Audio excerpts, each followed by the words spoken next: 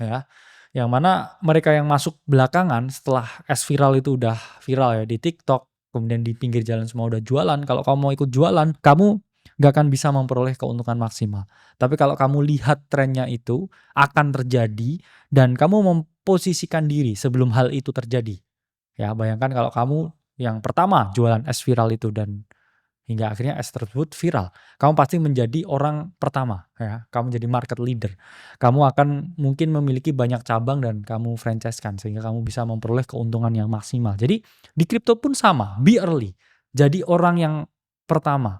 Jangan hanya jadi satu-satunya, tapi kamu juga harus jadi yang pertama ya. Karena ada yang namanya the greatest fools theory, yaitu adalah teori yang mengungkapkan market spekulatif seperti cryptocurrency itu bisa mengalami kenaikan karena ada orang bodoh lain yang membeli di harga yang lebih tinggi. Ada orang yang membeli di harga 300 sehingga harga itu naik ke 500. Dan orang yang membeli di 300 biasanya jual di 500 ke orang bodoh lain yang membeli di 500 hingga akhirnya harganya ke 1000, ke 2000, ke 3000, ke 10.000 dan seterusnya. Jadi ada orang lain yang merasa bahwa oke, saya akan membeli di harga yang lebih tinggi. Dan jangan jadi teman-teman ya yang membeli di harga yang paling tinggi. Jadi beli di harga yang murah dan jual di harga yang paling tinggi. Karena saya masih percaya ya, crypto is the future. Kalau kita ngomongin emas, ya itu mungkin di 1900-an ya.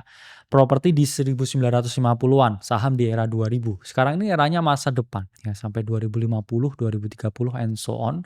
Jadi posisikan diri dan kita masih cukup early kalau kita lihat dalam jangka panjang. Dan market cycle theory ya, di mana di sini saya merasa ya kita ada di level-level yang kita bilang ya, di publik.